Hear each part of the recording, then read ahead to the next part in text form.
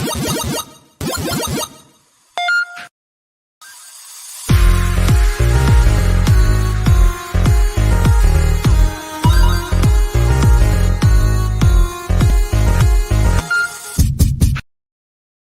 round. Fight.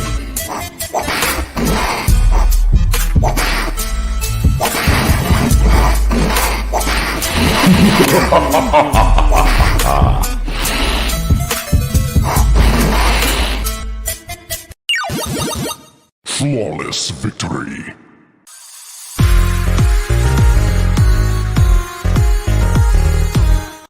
What's going on, everybody, and welcome to Sports Drip Live.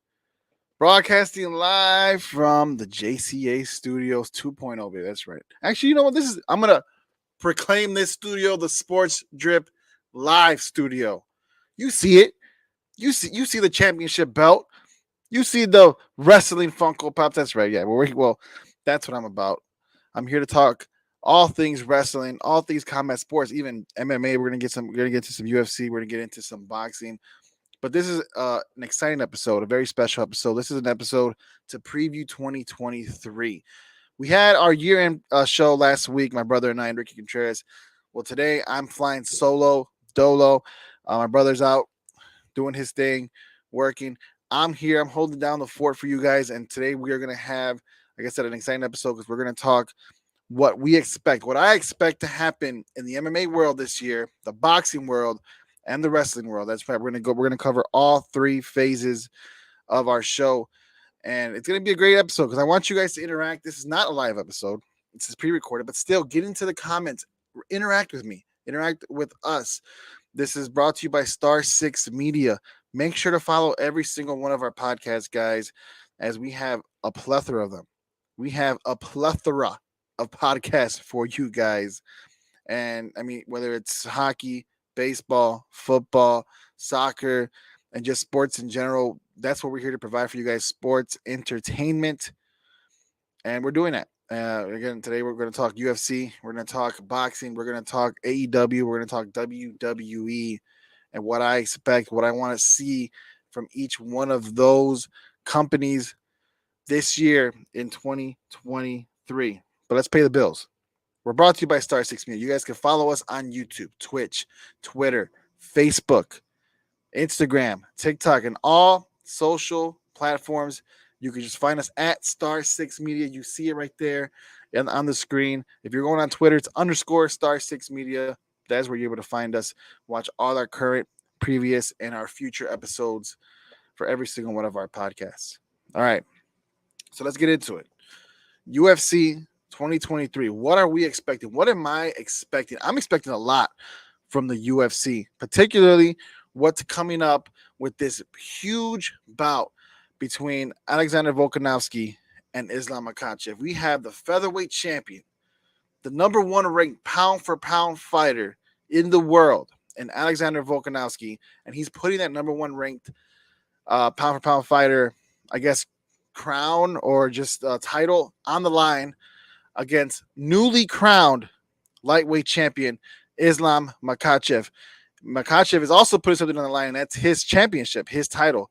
So Volkanovski is moving up to lightweight. He's moving up to face Islam for that title, and he's putting his number one ranked pound for pound fighter ranking on the line as well. So this is a huge fight. Champion versus champion. Two dominant fighters, two really technical, really great fighters who just, again, dominated the entire sport last year in 2022 are going to meet in the octagon at UFC 284, I believe. UFC 284, yes, February 11th. So it's not that far away. We're literally a little over a month away from UFC 284, and what a match we have going on here, guys. What I expect from this fight is nothing less than spectacular, nothing less than extraordinary. I am excited for this fight. I am surprised that Islam Makhachev, after winning the championship, his first title defense is going to be his hardest probably in his entire career, and that's against Alexander Volkanovski. I'm not surprised that he wanted this. They called him out. I'm not surprised that he wanted Alexander Volkanovski solely because Islam Makhachev currently is ranked number 2 pound for pound. He wants that number 1 spot. So I'm not surprised that he wants the number 1 spot, but I am surprised that he's putting his lightweight championship on the line. But I guess you have to, right? If Volkanovski's going to put something up, why can't you? And if you're Islam Makhachev, it doesn't matter. If you truly believe you're the number 1 ranked pound for pound fighter, and not only in this sport but in the entire world, then you're that confident. You know what? I know I could beat this guy. I'm gonna put my title on the line. It'll be my first title defense, and I'm not scared. So big ups to Islam Makhachev for making this happen, and even bigger ups for Alexander Volkanovski, because this is not even his division. This is not his weight class. He is a featherweight. This man has nothing to prove. He's already the number 1 ranked pound for pound fighter in the world, but he wants to prove it. Even though there's nothing else to prove, even though I truly believe that he deserves that spot, he wants to doubt. He wants to eliminate any doubt that he belongs there. And I mean, who better to face than the second ranked pound for pound fighter in Islam Makhachev? You want to step up? You want to step up to number 1 ranked guy? Let's do it. And he's moving up the weight class, man. He's going to put on some more weight. He's a smaller guy. So, I mean, Islam Makhachev already has reach advantages. You're going to have size against him, which may benefit Islam Makhachev, especially because he's more of a ground performer himself. So, oh, man, I mean, this is tell you what, before UFC 284 happens, my brother and I will preview that show. I will give you every single one of my thoughts and takes, and I know my brother will as well. So we'll have that show. But that is the one fight. Nonetheless, that's the one fight I am the most excited about in 2023. I cannot wait to see Islam Makhachev versus Alexander Volkanovski. The fact that this match is happening, this fight is happening, is the reason why I fell in love with this sport to begin with. These guys do not care. It's not like boxing where they're protecting their streak, where they're protecting their ranking, when they're protecting their bag, right? They're not protecting money. They're not protecting their brand here. This is more for pride. This is more for just for them to prove themselves that they're the best in the world. And you got to respect it. You got to respect that aspect in the UFC and MMA in general. So definitely something I'm looking forward to in 2023. And again, that is UFC 284, February 11th. Not far away, guys. Not far away. One of the biggest fights of the year, and it starts off in a little over a month. So definitely excited about that. Something else I'm excited for in the UFC for 2023 is the return of Jon Bones Jones. For those who don't know, this man was a menace. He was a monster. He was an absolute just dominant champion for so long in 2 divisions, light heavyweight and the heavyweight. And here he comes back. And I would love to see what Jon Bones Jones can do as he returns in the UFC. Now, his first match back is going to be a real tough one. One I don't agree with. First off, he's returning against current heavyweight champion Francis Ngannou. This fight is to take place March 4th at UFC 285. You're Jon Bones Jones. I get it. You have a reputation. You were a dominant champion. You didn't lose the title. You stepped away, but you last fought 3 years ago. It's been 3 years since you've been in this octagon. No offense to you, Jon Bones Jones, but everything that you have done outside of the UFC is concerning for me. I'm all for forgiving. I'm all for, getting better and giving people second chances. I'm glad that he's getting a second, third chance. However many chances he's already got in the UFC, I'm glad he's getting another chance. I'm not faulting him for that.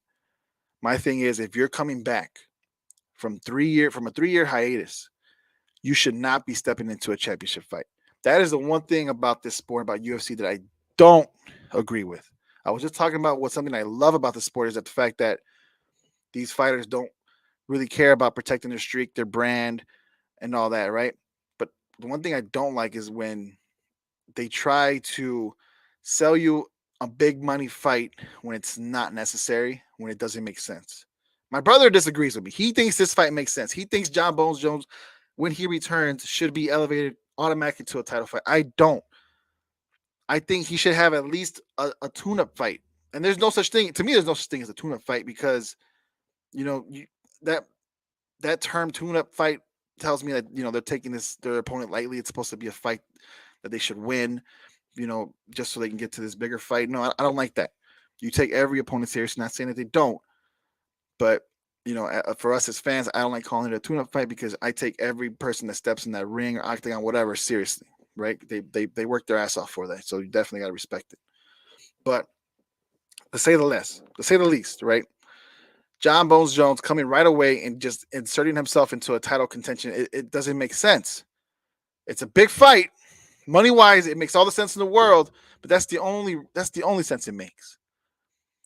You're going against Francis Ngannou, who I know hasn't fought in a while as well because of his injury. He last defended his championship against Ciryl Gane and won. I get it. But weren't we just talking about this guy wanting to leave the UFC? Weren't we talking about him maybe fighting boxing against Tyson Fury?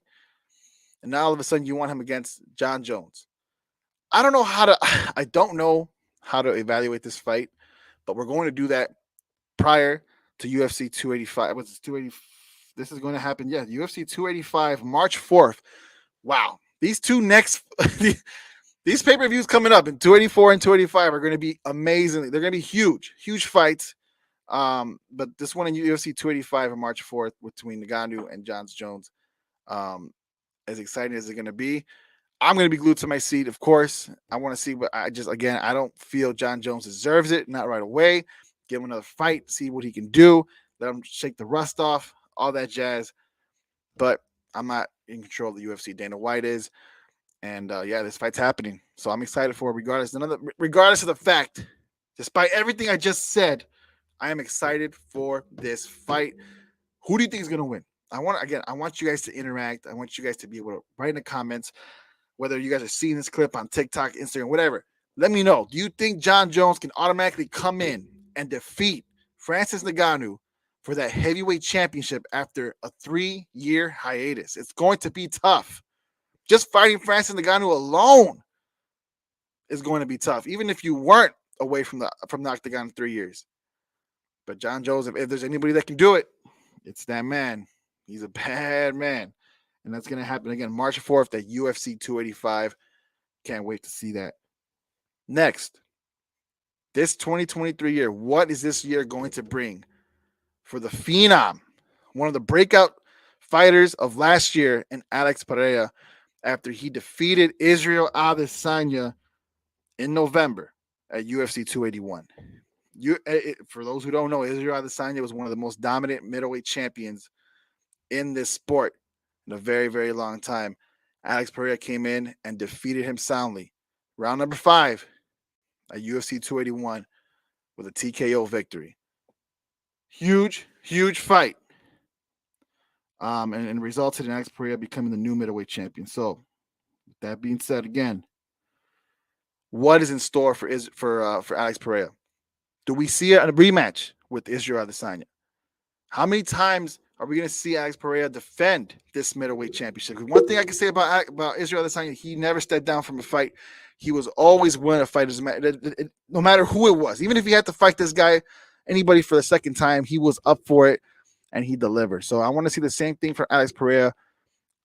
And can he hold in this sport, in that division, with that title? Because if you look at his fights, they've been fairly quickly. Other than this Adesanya fight, they've been fairly quickly, where he knocks these opponents out. He has that power, but it's not always going to be, I don't want to say easy, but it's not always going to be that simple where you just knock somebody out. Your hands can only do so much. He needs to work on his ground game. He needs to work on his cardio, because as we seen this last fight, it was a 5-round fight. He was gassed in the 3rd round. He was gassed in the 4th round. He was gassed in the 3rd round, didn't do anything in the 4th round to be able to get some energy up to win in the 5th. But that's not always going to happen. You're going to run into some guys who are going to wrestle you. You're going to run into some guys with a dominant jiu-jitsu background who are going to use that to their advantage to try to defeat you. So, but regardless, I'm excited for this guy. Again, breakout fighter of the year last year, very dominant fighter, and now champion. So I'm excited to see what Alex Pereira has in store for us in the UFC in 2023. Another fighter who lost his championship last year, dominant fighter. He was ranked the 2nd pound-for-pound fighter up until his loss, and that's Kamaru Usman. Will he get a rematch? Will we see a rematch this year with Leon Edwards, current welterweight champion? You know, that fight that was scheduled is now, I think, 286. UFC 286 in England, it was scheduled, is now looking in doubt. It looks, the 286 main event trilogy bout between him and Leon Edwards in doubt after a last minute head kick. And one of the most shocking upsets of the year that we saw last year. But that fight is in doubt now because there's reports that he recently had surgery on his wrist. So we'll see.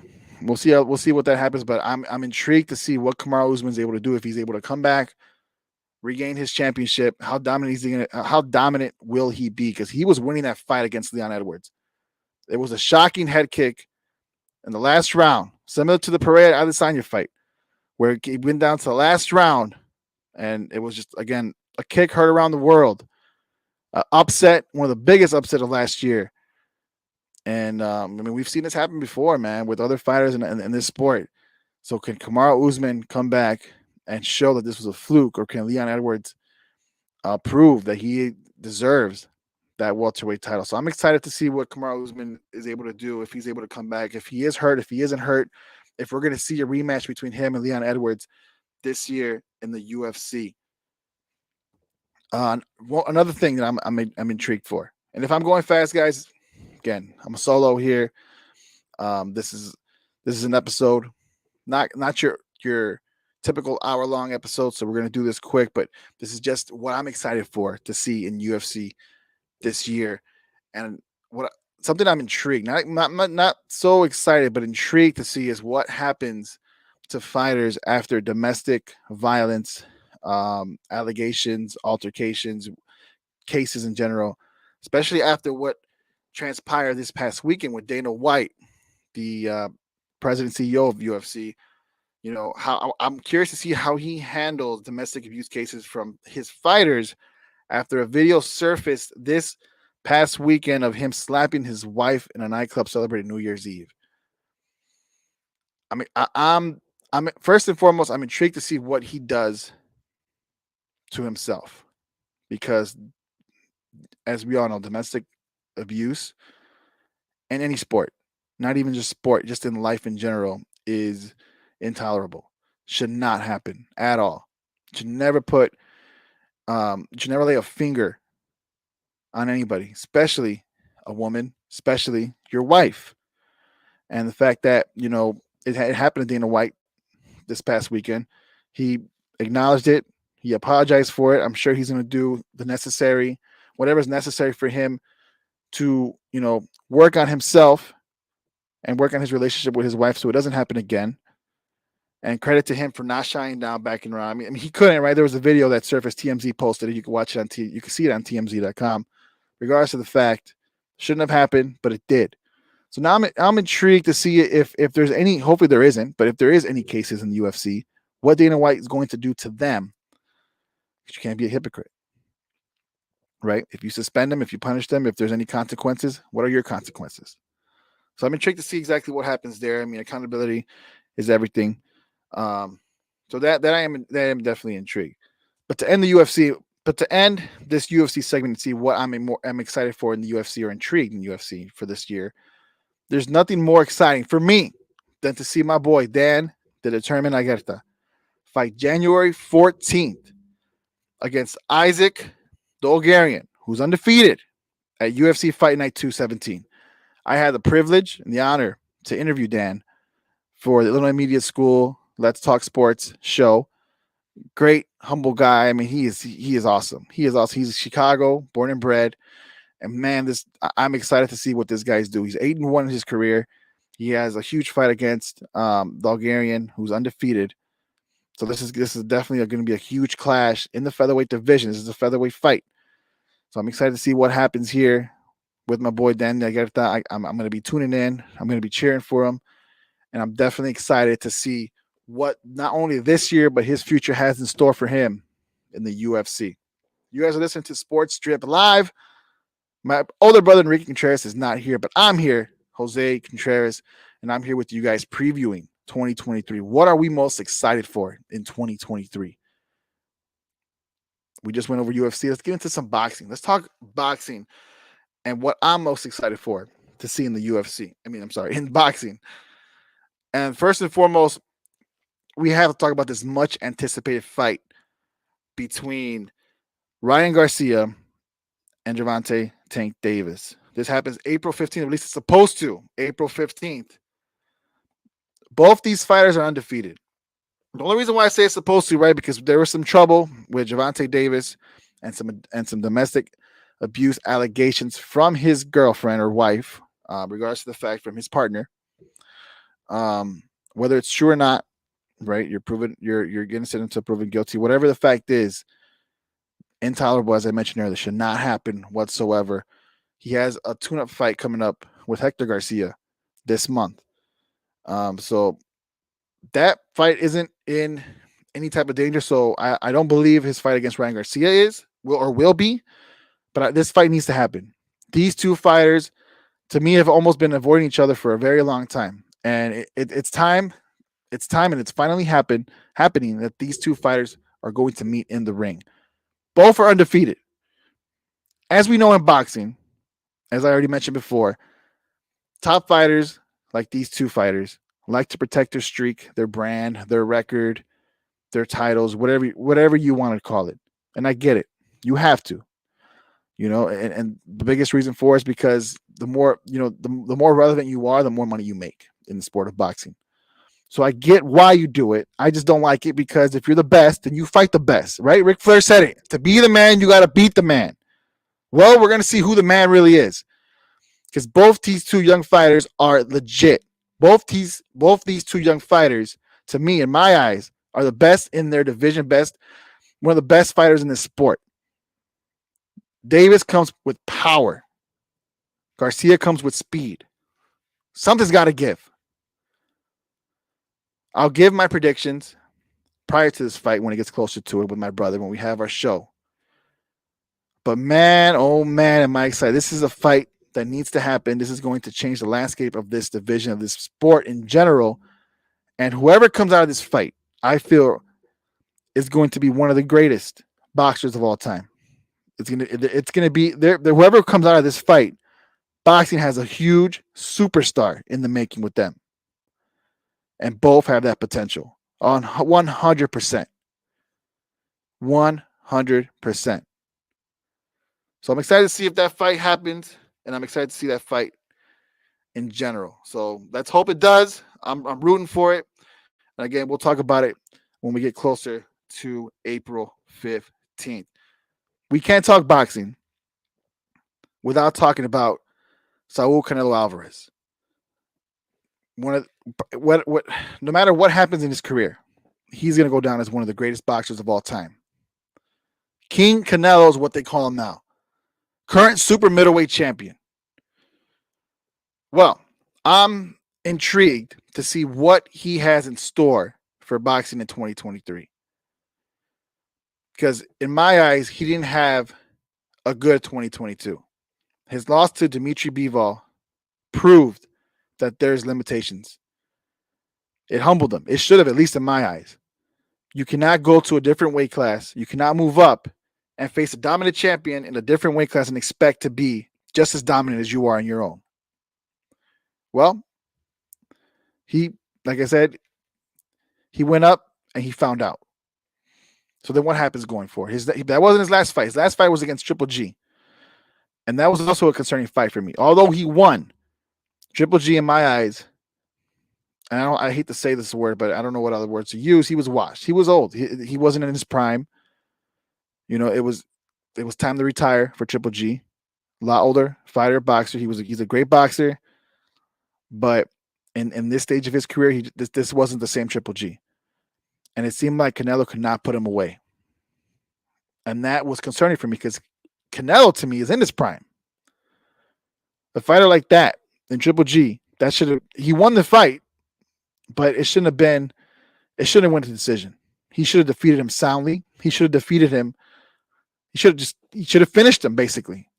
Should have been a dominant performance. If we're looking at if we're going to compare boxing to UFC in terms, look at Alexander Volkanovski, best pound for pound fighter in the world, and what he did to the Korean Zombie, who was a great fighter in his day. But just like Triple G, Korean Zombie was, older fighter, past his prime, and Volkanovski murdered him. He outright destroyed him. I needed to see that from Canelo to Triple G, and I didn't. After a fight that you lost against Dimitri Bivol, you come out hungry, you come out angry, and you defeat whoever it is. Not just defeat, you destroy whoever it is across from you your next fight, and he did not do that. And to me, that was a concern. So I would like to see what he's able to do in 2023. I want to see it. Another thing that concerns me about Saul Canelo Alvarez is that he's always been one to pick his fights. And again, I get it. We just talked about it in boxing. You got to protect your brand because, again, that's where the money comes.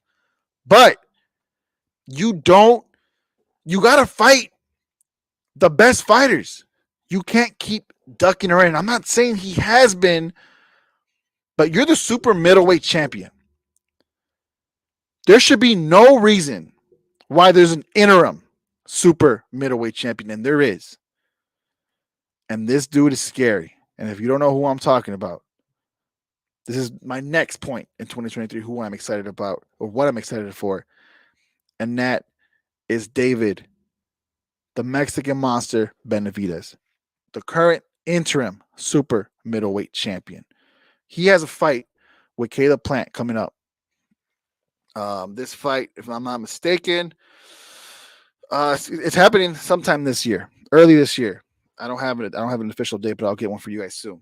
All right. And the implications on this Benavidez versus Plant fight, who, Benavidez, by the way, 26-0 with 23 knockouts.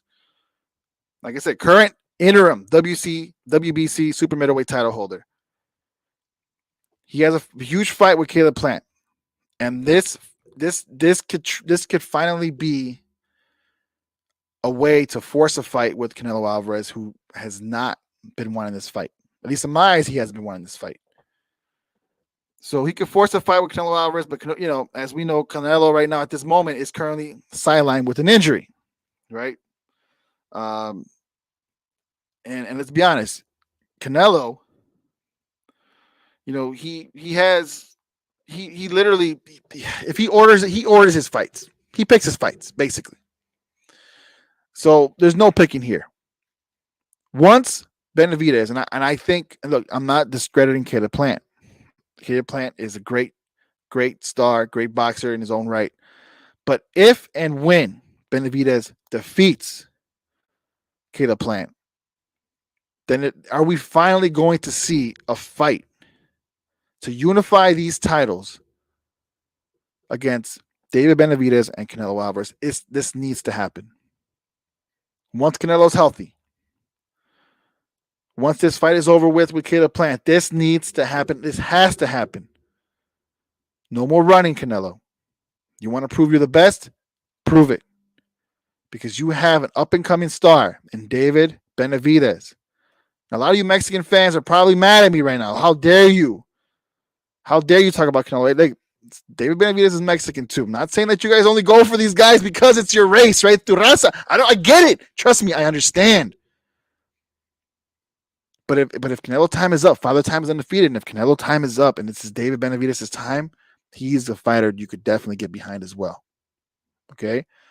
A fight that I'm excited for. I hope it happens this year. We're going to find out.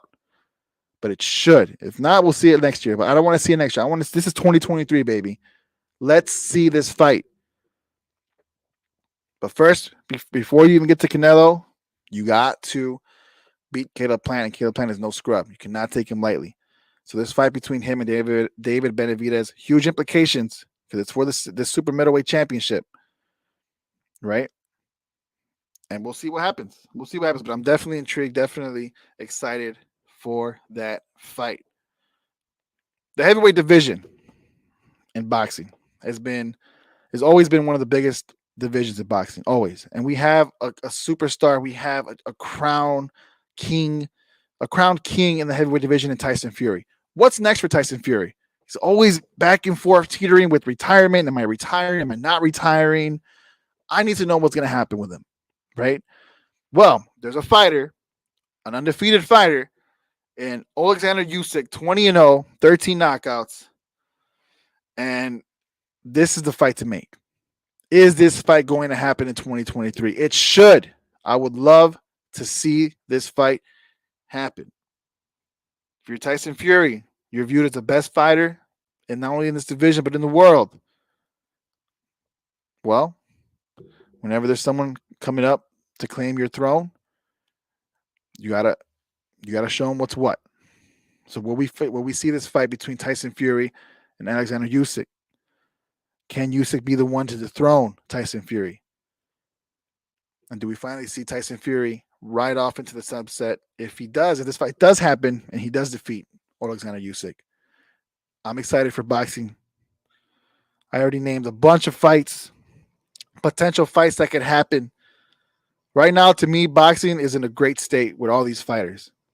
We can't talk about boxing without talking about one of the up-and-coming fighters in Dimitri Bivol, who had one of his biggest fights last year against Canelo Alvarez. And he defeated him. Not just defeated him, but he dominated Canelo Alvarez. He is a light heavyweight champion. So then what happens with him? Canelo wants that rematch. But Bivol doesn't want that. That's not important to him. For what? He already beat him. You came to my house, came to my division. You were the favorite. And you couldn't do it. I already proven I'm better than you. And he is in my book. So then what's next? What's next for Dimitri Bivol? Well, it's simple. He remains confident that he'll have his shot at all the belts in the light heavyweight division. And he's willing to wait as long as necessary in hoping to unify all 4 belts. As he repeatedly made it clear that is his goal for 2023. And if there's anybody that can do it, it's Dimitri Bivol. Will we see a rematch between him and Canelo Alvarez? Maybe. But if you're Canelo Alvarez, you take care of your division first. You are the champion in your division. You have an interim champion in your division. You should not have an interim champion. I'm sorry, you should not. Take care of Benavidez if you can. Take care of your division before you even think about stepping to Dimitri Bivol again. But that's just me, right? So I'm excited for all that in boxing. And I can't wait to see what 2023 has in store for us this year. Once again, guys, you guys are listening to Sports Drip Live, brought to you by Star 6 Media. Make sure to follow us on YouTube, on Twitch, on Twitter, on Facebook, on Instagram, on TikTok. Like and subscribe. Listen to all our podcasts. We have a plethora of them. You like soccer? We got it. Hockey? We got it. Baseball? We got it. Football? We got it. We talk basketball. We talk like here, boxing, MMA, wrestling. And that's exactly what we're going to get into next is wrestling here on Sports Drip Live. And let's get right into it. AEW, where you at? What kind of year are you going to have this year? To me, started off strong, but you ended off rocky. WWE, without a shadow of a doubt, took last year. That was their year. In the wrestling world, last year was WWE's year. If you're AEW, what are you going to do to counter what's been happening? Well, before you ended the year,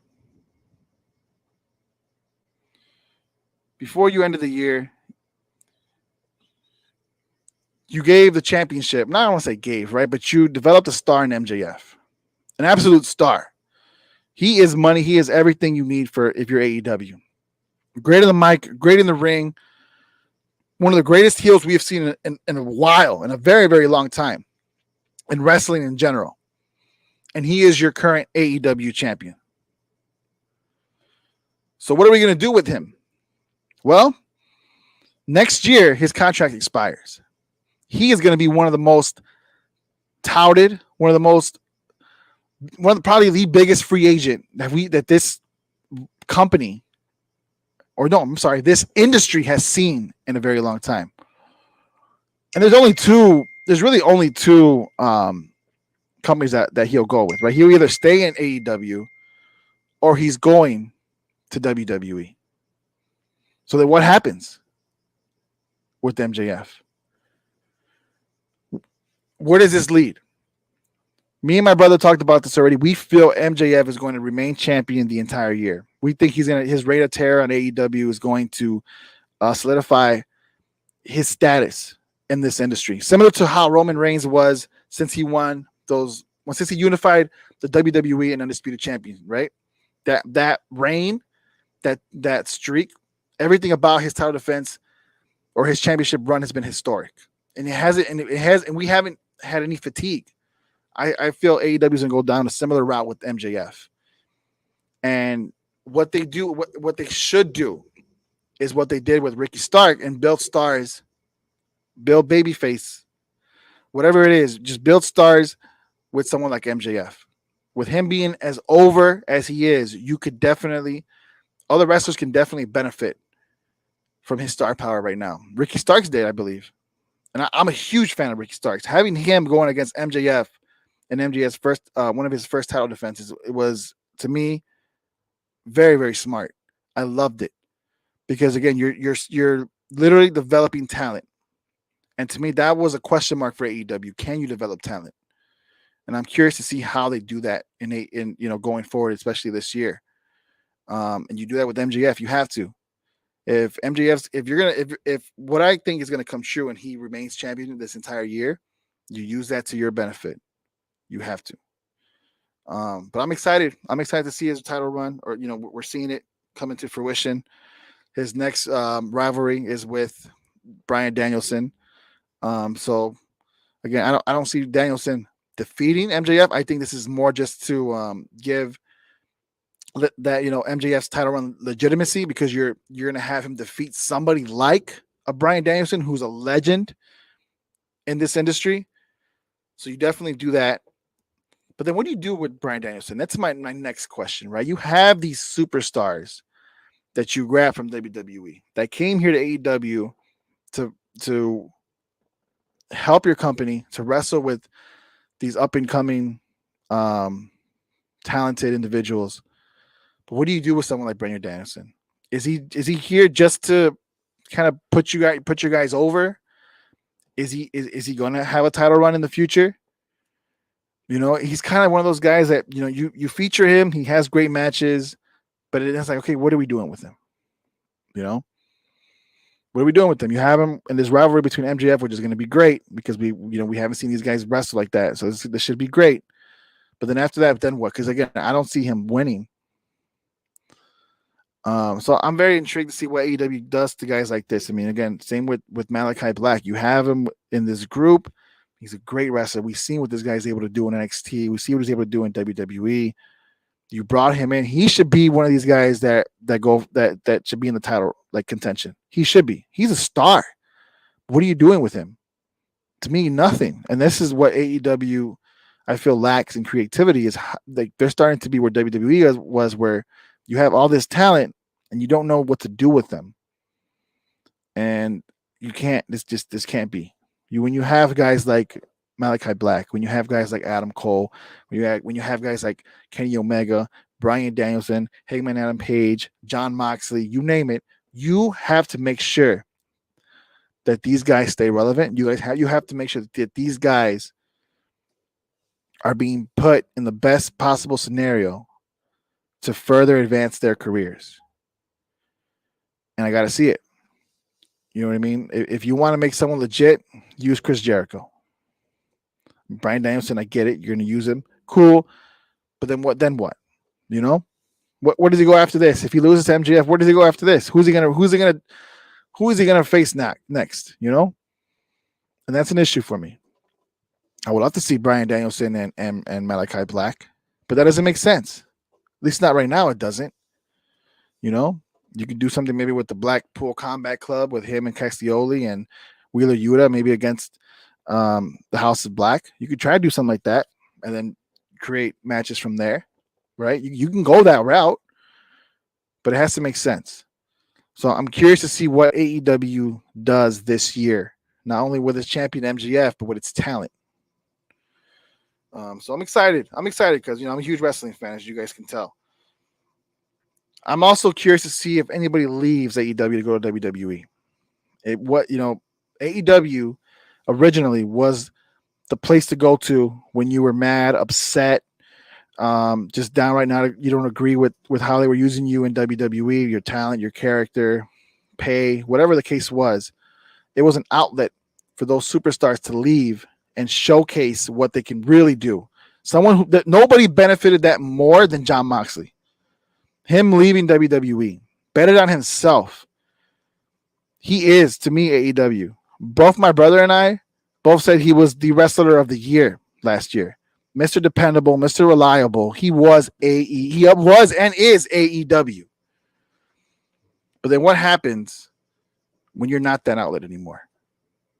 Because WWE isn't the same. It isn't the same when Jon Moxley left. You don't have old, outdated Vincent McMahon in that chair running the organization anymore. No, it's not. It's Triple H. One that everybody respects, everybody loves. NXT was its greatest. In my eyes, in my opinion, it was the greatest WWE brand when Triple H was running it. And now he's there running everything. As the chief content creator, whatever his role is, he's in charge of creativity. So I wouldn't be surprised if you see a lot of talent in AEW. Contracts expire. Don't be surprised if these people don't re-up and they head back to WWE. The only thing about that is if you're WWE, don't take on too much, because then you're going to start to have the problem AEW has when you're just bringing in people, and you're not going to know what to do with them. Or you're not going to have enough time slots or what have you. The one thing that WWE does have is they have more than one show. So you could feature them on NXT, you could feature them on Raw, you could feature them on SmackDown, right? But we'll get to WWE when we get there. Let's talk AEW. Continue to talk AEW. So I'm curious to see who leaves AEW for WWE if that does happen this year. Now let's talk the women's division. If there was a weak spot in AEW, to me, it was the women's division. You have Dr. Britt Baker, you have Jade Cargill. You brought in Saraya, but you really don't know what she's going to be able to bring because she's coming off a freakish injury. She was retired for so many years because of it. And, yes, she had a match recently, but it wasn't all that great. You could tell there's still limitations there. So what can she really do? To me, this women's division needs a lot. Like you have Jamie Hayter as your champion. I get what you're doing. You're trying to develop a champion. My brother Enrique, he loves Jamie Hayter. He thinks she's great. I'm not sold yet. She deserves her title run. I would love to see her become one of the pillars and cornerstones of this women's division. But to me, you only have so many,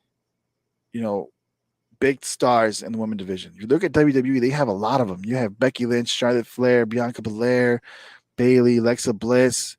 The list goes on and on. Ronda Rousey. But at AEW, who do you have other than Britt Baker? You're building Jade Cargill. She's undefeated, never lost a match, dominant TBS champion.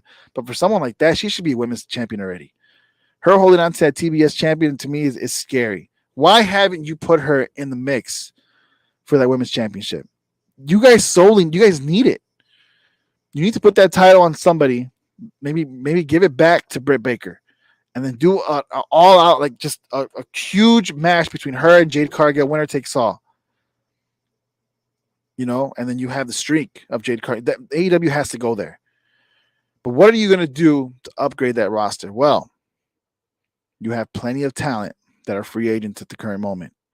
We talked about Mandy Rose in our previous episode, her being released from WWE. She's a free agent. She's making a lot of money doing what she's doing in that fan time webpage, right? She's making a lot of money. Last time I checked, since release from WWE, she made over $500,000.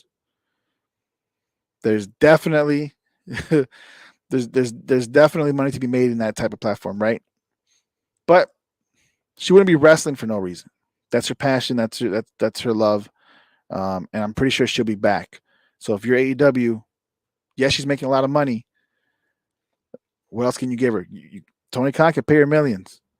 Come to AEW, comes help solidify our women's roster, and she can't do that because WWE spent over a year developing her in-ring skills, her on the mic skills. They spent over a year developing her as a dominant champion. They did all the work for you, AEW. All you have to do is entice her, bring her in, give her whatever the hell she wants in money, and let her cook, right? Let her do her thing. AEW is not afraid to have wrestlers go out and make their own money on the side. They have plenty of wrestlers who have OnlyFans and fan time page and all that nonsense, right? They allow them to do that, which is great. If you're Mandy Rose, go make your money. You can still do what you're doing and wrestle. In AEW, that makes sense. You need to bring her in. There's another wrestler out there, a big named wrestler, even bigger than Mandy Rose, that you need to bring in if you're AEW, and that's Sasha Banks. You have to bring her in. Bring in Mandy Rose in this year in 2023, and then Sasha Banks. Oh, you're big time. Your women's division to me is solidified. Seriously, you could do so much with Sasha, with Jade Cargill, with Britt Baker, with Mandy Rose. Let's see what Saraya can give you. You're developing Tony Storm. You're developing Jamie Hayter. You still have Thunder Rosa, who should be returning soon. You have a plethora of talent once added. Those two women that I just mentioned. And you're cooking, man. You're cooking with fire. You're cooking with gas. You're cooking with something. Either way, you're now competing with WWE, in my humble opinion, in the women's division. So that has to happen in AEW 2023. There's one thing AEW does right is their tag team division.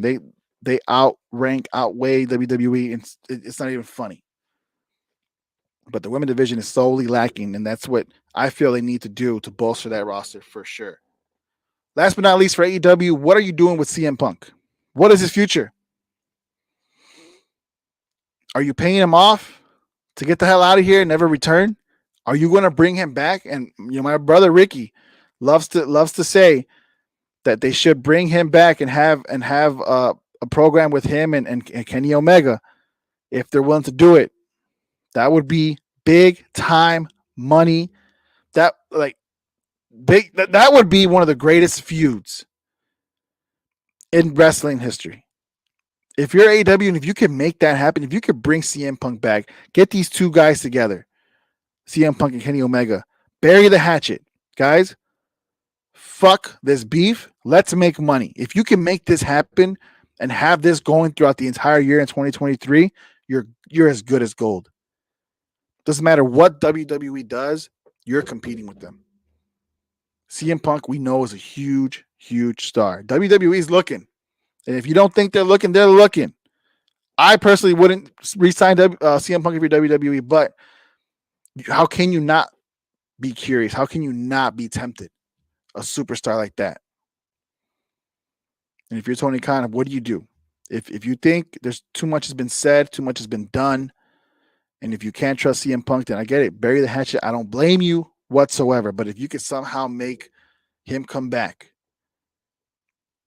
and like I said, do something with Kenny Omega, then man, AEW will be in a great spot. Huge, great spot for sure. Once again, guys, you're listening to Sports Drip Live. Enrique Contreras is not here, but I am Jose Contreras. I am here interacting with you guys today. We're talking wrestling. We're previewing 2023. We're talking about what I expect, what I'm excited for this year. We already talked MMA and UFC. We talked boxing. We're talking wrestling. Let's get into some WWE. We got to end with WWE because there's a lot to be desired here. What are you going to do with Roman Reigns? I think the writing's on the wall here. You had this historic run. He has now went from full-time to part-time, which tells me his career is slowly dwindling down. Don't blame him. A lot of tread on those tires. He's done a lot, made a lot of money, Maybe he's the next superstar to go into the movie industry, like The Rock, like John Cena, Dave Bautista, right? Maybe Roman Reigns turns into be that guy, and he can be. He's that talented. But what do you do with the tribal chief after this long historic run? This you have to be very careful because this has been amazing. Roman Reigns to me saved WWE. Triple H did as well, but Roman Reigns kept WWE relevant this entire time with all the chaos, amidst all the chaos with Vince McMahon. And for so long, how they weren't booking right, they were like screwing other talent left and right. The one thing they were doing right was with Roman Reigns when he became heel, when he became the tribal chief, when he started this bloodline faction with his family, the Usos, Solo Sikoa, bringing in Sami Zayn. This has been great. Usually when something like this lasts so long, you get fatigued, you get tired of it, but we have not. How can we? This has been must-see TV, week in, week out. Great matches. Doesn't matter who you put in the ring with him, whether it's Drew McIntyre, Kevin Owens, Logan Paul. This guy has delivered every single time. So how does this end? Because it has to. It must. Because as good as this is going, it's also ironically hurting your business. Because what is going on with Raw? You have the United States Championship, your main title. You have Seth Rollins. They're feuding with not Tyson Fury. Oh my God, Austin Theory, Bobby Lashley. That's getting old. There has to be a champion. You have to bring in some more guys, get some stories going. You have a lot of talent there with Finn Balor, AJ Styles, Edge when healthy, and just to name a few. But Roman Reigns right now he has a stranglehold on both championships. So how do you get not just one but both titles off? Because that's what I feel like needs to happen here. You can't just have somebody come and beat Roman at WrestleMania and take both titles because you're still in the same predicament in my book. You got to have both championships ripped off Roman Reigns. But how do you do it? Because you have to do this right. This has been a beautiful story you've been telling if you're WWE. How do you end it? What's the climax? Obviously, it has to happen at WrestleMania. But how does it happen at WrestleMania? Me and my brother have our theories, right? We have our theories. Before we get into one of the theories, we got to talk about Sami Zayn because he is part of the theory. What are you doing with Sami Zayn and this bloodline story? It's been great. It's been amazing. But how does this end? It feels like it's coming to an end. You don't involve Kevin Owens, someone who has been Sami Zayn's like brother, his best friend, someone he came up in the business with. You don't involve him and not reunite them together in my book. Both my brother and I feel like this has a Sami Zayn's betraying Roman Reigns type feel, maybe. And maybe them two going for the tag team champions from the Usos, maybe at WrestleMania. Maybe that ends that way. Or you have Sami Zayn winning one of the championships from Roman Reigns. Regardless of the fact, one of those has to happen. Sami Zayn needs to walk away with gold before this story ends. Whether he teams up with Kevin and they face the Usos, or he defeats Roman, which would be one of the biggest upsets in history. If you can't get The Rock to come back and face Roman Reigns at WrestleMania, which has been which has been one of the biggest matches that we've all theorized and rumored for it to happen at WrestleMania. If that match can't happen, then maybe Sami Zayn. Maybe you have him win the Royal Rumble. I don't know. Then he has to face Roman. And then Roman's like, hey, look, prove your loyalty and lose to me. Just lay down and let me win. And Sami doesn't. And finally wins it all. Another Kofi Kingston type story. Maybe at WrestleMania, that could happen. There's so much you can do, but how do you do it? What's the right way? To me, Sami winning at WrestleMania would be a great story. Would be a great ending to a story, to this story, particular story. But I don't see it happening. I don't. I think, him teaming up with Kevin Owens and going against the Usos at WrestleMania for their tag team titles is more likely. And if that happens, okay, so then great. So then who takes the title off from him? Well, let's see. The Rock, look, when there's smoke, there's fire, especially in WWE. There's no secrets anymore in the wrestling business. This Rock Roman Reigns match has been rumored for years. I feel like it has to happen. And I feel like it might just happen in 2023 right here at WrestleMania. If that happens, it's going to be for the titles. I don't see Roman dropping the title to The Rock because we don't see The Rock sticking around being a champion. It can't happen. I think Roman keeps the title, at least one title, and if that happens, if he faces The Rock at WrestleMania, he's gonna walk away,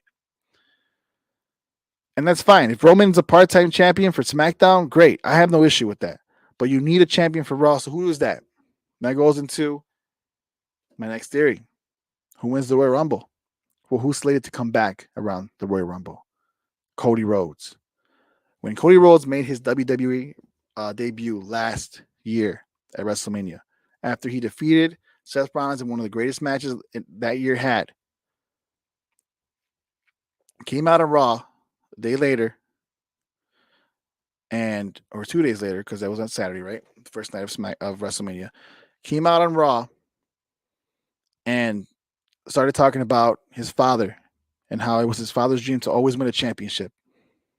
In WWE, in this sport, never came to fruition. Cody made a promise to his father that he would do it for him. For both of them. That story has to come to fruition. That story has to happen. WWE, yes, it's probably the most predictable story, but to me, I don't care how predictable it is. I would love to see it. It has to happen.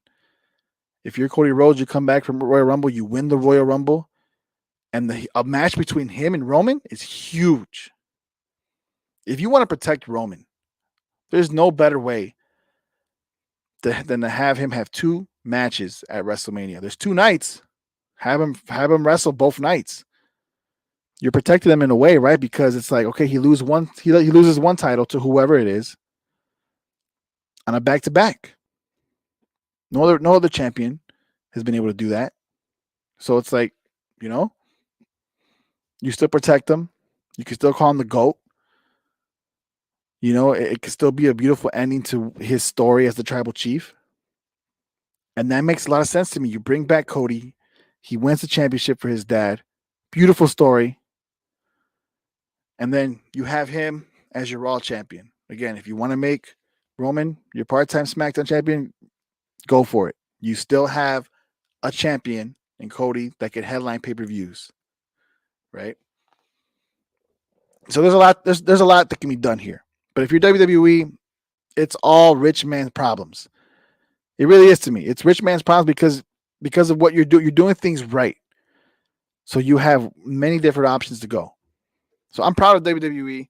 It only took Vince McMahon to leave or to get fired or, forced to walk away, whatever the case was, and Triple H to come in. Something we all knew needed to happen. It took for that to happen, but it's happening. So if you're WWE, that's the blueprint right there. That's what you got to do. Women's division in WWE to me is solid. Bianca Belair carried you guys last year with injuries to Becky Lynch. Well, she had a baby, but with absences from Becky Lynch, Charlotte Flair, you had Ronda come back, but this Ronda experiment is not working out. I don't think anybody likes it, and I am not a fan either. But if you're Bianca Belair, man, you had a year. And if you're WWE, you better make sure you give this woman everything she needs because she deserves it. To me, she was the greatest women wrestler of 2022. So I'm excited to see what she has in store for 2023. You brought back Charlotte Flair, automatically getting the championship. Look, usually I'd be mad because you're giving the same person it's the same story over and over and over again. But you know what? Somebody needed to take that title away from Ronda Rousey because it was not working. And I'm okay with Charlotte Flair doing that. If it had to be Charlotte Flair, great. Just get it off of Ronda. You brought back Charlotte Flair. What does this year have in store for Charlotte Flair? Well, what is she, the 13-time women's champion? If there's anybody that's going to break her father's record of 16-time champion, it's going to be her. And I feel like that's where WWE is leading. So she's probably going to lose the title and win the title a couple times this year. I don't see her getting to 16 this year at WrestleMania because you're like 2-3 months away. And to me, that's not the way to go.